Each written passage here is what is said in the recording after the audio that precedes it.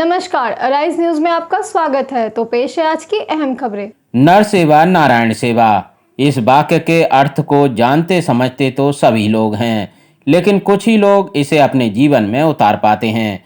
उन्हीं में से एक हैं नवादा के रोह प्रखंड की कोसीरुखी पंचायत के समाज सेवी A.K. गुरु, जो न केवल अपने इलाके के गरीब बेसहारा लोगों की हर संभव मदद करते हैं, साथ ही उनके बच्चों को शिक्षित भी करते हैं।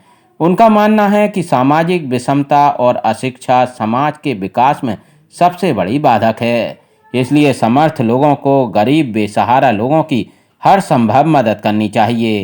A.K. गुरु समाज सेवा के साथ ही राजनीति में भी सक्रिय हैं। इस पर उनका कहना है कि राजनीति भी उनके लिए समाज सेवा का ही एक माध्यम है, ताकि वो इसके जरिए ज़्यादा से ज़्यादा लोगों की मदद कर सकें। अनंत कुमार पासवान। तो अभी हम जिस जगह पहुँचे हैं नवादा के रोह प्रखंड में, जो कि एक सोशल मीडिया पे एक्टिव रहने वाले समाज सेवी के रूप से जाने जाते हैं A.K. गुरु जी आज हमारे साथ मौजूद भी हैं। तो उनसे हम रूबरू हो लेते हैं कि सर आखिर लोग अभी के डेट में सर अपना स्वार्थ के लोग करते हैं, लेकिन आप समाज सेवी में हमेशा सोशल मीडिया पे एक्टिव रहते हैं। कभी लोगों ज़रूरतमंदों को आप सामग्री बांटने का काम करते हैं। सर ऐसा सुझाव कहाँ से आया, उसके बारे में इनसे विशेष चर्चा करेंगे। सर सबसे पहले तो आपको एराइज न्यूज में स्वागत है। सर आपको भी और तमाम जो एराइज न्यूज के श्रोता हैं सबको अपनी तरफ से तहे दिल से धन्यवाद और शुक्रिया अदा करते हैं।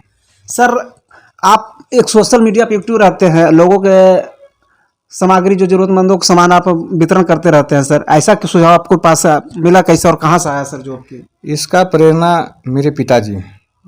और कहा जाता है कि जिसके घर में माता पिता एक सच्चे ईमानदार व्यक्ति होंगे, उसके घर से एक अच्छे व्यक्ति ही पैदा लेते हैं। हमारे पिताजी अक्सर कहा करते थे कि अगर हम किसी का भलाई नहीं कर सके तो कम से कम उसका हम बुरा भी नहीं करेंगे। दूसरा चीज़, जब हमारे घर का आर्थिक स्थिति बहुत ख़राब था तो हमारे पिताजी बोलते थे कि अगर हमारे पास पैसा होता तो हम उस व्यक्ति को मदद करते, अगर पैसा होता तो उस व्यक्ति को मदद करते। मैंने नाम नहीं लेना चाह रहे, हमारे गांव का ही व्यक्ति थे। तो आप लोग का आशीर्वाद से सबसे पहले हम जब कोचिंग चालू किए तो उसमें भी हम करीबन 50% व्यक्तियों को फ्री में मुफ्त शिक्षा दे रहे थे, और 10 के आसपास के बच्चों को हम अपने डेरा पर पढ़ना खाना रहना सब मुफ्त है। उसमें हमारे पंचायत के नहीं, हमारे गांव का 2 यादव जी थे, 2 बारसलीगंज के थे और 3 काशी चक के थे और 2 बेलखुंडा ग्राम के थे। मैंने आप सोच सकते यही से कि हमारा विधानसभा तो दूर, हम लोकसभा तक के तो सोच ही नहीं सकते हैं, लेकिन उनको भी इसी स्तर पर हम मदद करते थे कि कम से कम पढ़ जाएगा तो आज नहीं बयान हमारा ये नाम लेगा। अपना पंचायत के बारे में बता दिए, पंचायत का स्थिति क्या है? पंचायत के बारे में हम सबसे पहले स्थिति बताते हैं कि जब हम राजनीति में प्रवेश किए जी, हम बहुत साफ सुथरे स्पष्ट रूप से बताना चाहते हैं कि हम 2019 या 20 जब फर्स्ट लॉकडाउन लगा तब हम राजनीति में घुसे। एक शंकर कुशवाहा जी थे, वो हमको राजनीति में लाने का प्रयास किया, आज तक यहाँ खड़ा किए, तो हम सबसे अहम योगदान उन्हीं को मानते हैं। सबसे पहला हमारा प्राथमिकता था कि भ्रष्टाचार मुक्त करना, लेकिन हमें नहीं लगता है कि एक अकेला व्यक्ति से भ्रष्टाचार मुक्त हो सकता है, इसमें सभी लोग का सहयोग होना बहुत ज़रूरी है। दूसरी बात, हमारा प्राथमिकता था कि युवाओं को राजनीति में लाना। बहुत सारे युवा लोग बोलते थे, उनके गार्जियन खास करके बोलते थे कि राजनीति में क्या है। आप भी जानते होंगे, बहुत जगह तक आप पत्रकारिता किए होंगे कि जब तक शिक्षित लोग राजनीति में नहीं आएंगे, देश और पंचायत का भविष्य नहीं बदल सकता है। और देश का भविष्य बदलने में सबसे अहम योगदान पंचायती राज का होता है, क्योंकि हम सबसे लोकल स्तर पर आते हैं। और लोकल स्तर पर हमारे यहाँ सबसे बड़ी बात होती है कि अगर छोटा से भी मुद्दा होता है तो सबसे पहले वो अपना पंचायत प्रधान को खोजते हैं, सरपंच को खोजते हैं, समिति को खोजते हैं, वो विधायक और MLC और MP को नहीं खोजते। तो सबसे पहला हमारा प्राथमिकता था कि हम पंचायत स्तरीय चुनाव में दुरुस्त अपने भागीदारी को निभाना, और शिक्षित लोगों को, जैसा ही शिक्षित लोग आएंगे पंचायत का विकास को आगे बढ़ने के लिए कोई नहीं रोक सकता। एक छोटा सा उदाहरण देते हैं, हम दिल्ली से पढ़कर आए। पंचायत में बहुत सारे लोग बोलते हैं, हमारा बहन भी दिल्ली में पढ़ती है, भाई IPS हैं, भाई चुनाव के बाद भाई IPS हुए। जब सोचिए पंचायत में जाते तो यही बोलता है कि साला इसके घर में इतना बड़ा बड़ा अफसर हो गया, ये गली नाप रहा है। सोचिए वो पंचायत के लोगों का मानसिकता क्या है। लेकिन हम उनको एक ही चीज़ बोलते हैं कि आज का शासन 1 साल का देखिए, जबकि हम कोई डायरेक्ट प्रतिनिधि नहीं है, हम किसी प्रतिनिधि के साथ हैं, फिर भी हम एक आम जनता के लिए हमेशा खड़े रहते हैं। हम जानते हैं कि उसका दुख दर्द क्या होता है, क्या कि वो पीड़ा हम सहमे हुए हैं। हमारे घर में ही हमारा गोतिया के हमारे परिवार में एक बहुत दबंग व्यक्ति थे। वो किसी भी व्यक्ति को आगे बढ़ना देना नहीं चाहते थे। हम उसके विरुद्ध लड़ाई लड़ते हुए अपने समाज में आज हमें बहुत खुशी होती है कि आज हमारे गांव में कम से कम 10 से 15 लोग राजनीति करते हैं, खुलकर राजनीति करते हैं। पहले उनके डर से कोई बूथ पर नहीं जाते थे, लेकिन आज वो बूथ पर जाते हैं। कोई कहता है कि वो फलाने आपका विरोध कर रहा है, हमके लिए कोई दिक्कत नहीं, कम से कम उसको विरोध करने की आवाज़ हमने दिया है। और ये आज नहीं, हमारे पंचायत में, हमारे गांव में तो खास करके घर घर घूर के पूछ लीजिएगा कि आपको बूथ पर चढ़ने का हिम्मत कौन दिया, सीधे बोलेगा एक ही गुरु ने दिया है। हमें खुशी होता है कि कम से कम विरोध कर रहा है तो लोकतांत्रिक रूप से विरोध कर रहा है। अगर हम ठीक है, आज हमने हिम्मत दिया और हम उस पर शासन करने लगे, तो फिर एक अशिक्षित और एक अनपढ़ जो डीलर और ठेकेदार था और हम में क्या अंतर था? दोनों में अंतर होना चाहिए। और डेमोक्रेसी में हम चाहते हैं कि हम अपने कर्मों से लोगों का दिल जीते, डरा धमका कर जीतना नहीं चाहते। आज तो 3 साल से हम लगातार ठेकेदारी भी करते हैं, बोलना नहीं चाहिए माइक पर, लेकिन हम सोचते हैं कि अगर हम 1 रुपया कमाए तो 50 पैसे अपने जो सहभागी है उनको बांटे, और 30 पैसा हम गरीब लोगों में बांटे, और 20 पैसा से हम जीविका चलाए, जिससे कि हमारा भी जीविका चले। कोई बोलता है कि इसके बोलने से डरना चाहिए, हम क्यों डरे? हम जिस प्रकार से काम कर रहे हैं वही प्रकार से हम चाहते हैं कि जिस प्रकार पंचायत से उठकर हम आज रोड ब्लॉक में आए, आने वाले दिनों में आप लोग का सहयोग रहा तो हम पूरे नवादा जिला में इसी प्रकार का मुहिम चलाएंगे। और गरीबों को जरूर कहेंगे कि आप शिक्षित व्यक्ति राजनीति में आइए, जिससे गरीबों का उत्थान हो। और हम तो शुरुआत से ही बोल चुके हैं कि हम जब कोचिंग चलाते थे तो 10 लोगों को मुफ्त में शिक्षा देते थे। हम बोले गुड़ियारी ग्राम के लोग थे, माने रहना खाना पढ़ना का दे रहे थे, फ्री पढ़ा रहे थे, उसका तो हम जोड़ते नहीं, लगभग 500 पढ़ाए होंगे। ग्राम गुड़ियारी के 3 बच्चे थे, काशीचक प्रखंड के 2 बच्चे थे, बारसलीगंज मिल्की के 2 बच्चे थे, फिर आप पकरी बरमा प्रखंड के बेलखुंडा के 2 बच्चे थे। तो वहाँ से आप हमारे सोच को जान सकते हैं। हमें प्रखंड बेलखुंडा में पंचायत चुनाव नहीं लड़ना है, हमें काशीचक में चुनाव नहीं लड़ना है, हमें बारसलीगंज में चुनाव नहीं लड़ना है।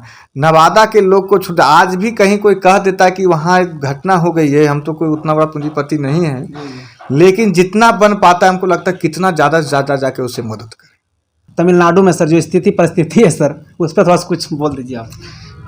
तमिलनाडु का न्यूज़ हम भी सोशल मीडिया पर ही देखे हैं। सोशल मीडिया के अलावे तो वहाँ की सच्चाई हम नहीं बता सकते हैं, लेकिन इतना हम बिहार सरकार से ज़रूर आग्रह करते हैं कि आखिर क्या कमी आपके राज्य सरकार में है कि हमारे के यहाँ के मजदूर दूसरे राज्यों में पलायन कर रहे हैं।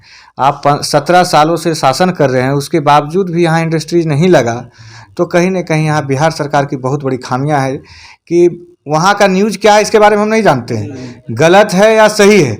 लेकिन कम से कम इतना तो जरूर कह सकते हैं कि अगर हमारे पंचायत के लोग अगर वृद्धा पेंशन और विधवा पेंशन बनवाने के लिए दूसरे पंचायत के लोगों को यहाँ दलाली दे रहा है तो खामियां हमारा है। इसी प्रकार अगर यहाँ का मजदूर किसी दूसरे स्टेट में जाकर कमा रहा है तो और उसके साथ अनहोनी हुआ या ना हुआ नहीं कहते, लेकिन जैसा ही दूसरे स्टेट गया इसका पूरा जिम्मेवार हमारे बिहार सरकार को लेना चाहिए कि उसका कैसा सुख दुख और परिवार और क्यों बाहर गया, 17 साल से शासन करे, इसका जिम्मेवार पूरी तरह से बिहार सरकार है। अभी शिक्षा के बारे में बता रहे थे आप, जो सरकारी स्कूलों की शिक्षा की व्यवस्था है सर, बिल्कुल हमें समझ में नहीं आता है। लोग उसमें क्या बोलते हैं, बैकवर्ड लोगों के बच्चे उसमें पढ़ नहीं पाते, फॉरवर्ड के बच्चे नहीं पढ़ पाते, उसमें शिक्षा ही नहीं है, उस पर क्या कहेंगे? इसमें दोनों तरफ से गलतियां हैं। सरकार की तरफ से तो गलतियां हैं ही है, हमारे तरफ से भी गलतियां हैं। और वहाँ ज़्यादातर न ले जाके हम अपने गांव पर ही चले आते हैं। जब हम शिक्षा समिति से जो बात की है तो डॉक्टर सुनीति कुमार का नाम आप जानते होंगे। वो बुद्धिजीवी विचार मंच के थे, प्रत्येक संडे को कहीं ना कहीं प्रभात फेरी निकालते थे। तो उनसे प्रेरित होकर हम अपने गांव के स्कूल आए। जहाँ गांव के स्कूल आए तो हम अपने प्रधानाध्यापक उस समय सुधीर जी थे, तो हम उनसे पूछे कि आपके स्कूल में इतना बच्चे कम क्यों हैं? तो बोले बच्चे यहाँ के काम करते हैं नहीं आते। हम कहे सर काम करते नहीं आते हैं, लेकिन सरकार बहुत सारे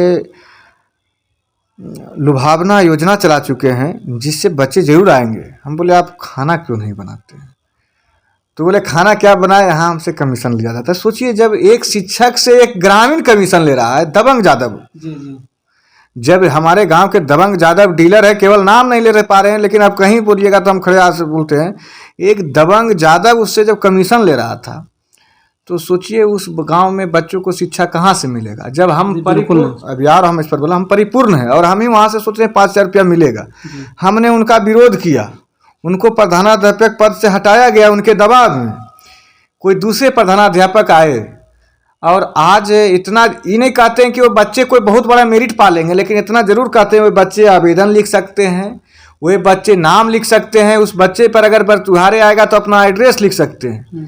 जब एक छोटी सी प्रयास में उस बच्चे में सब कुछ आ सकता है, तो अगर घर गांव का ग्रामीण, अगर कोई भी ग्रामीण अपने स्कूल में सप्ताह में 2 दिन जाएगा कि शिक्षक समय पर क्यों नहीं आते हैं, खिचड़ी क्यों नहीं बनाते हैं, पोशाक क्यों नहीं बांटते हैं, तो आपको बताते हैं कि हर शिक्षक कोई भी आएगा तो आपके बच्चों को गलत संदेश नहीं दे सकता है।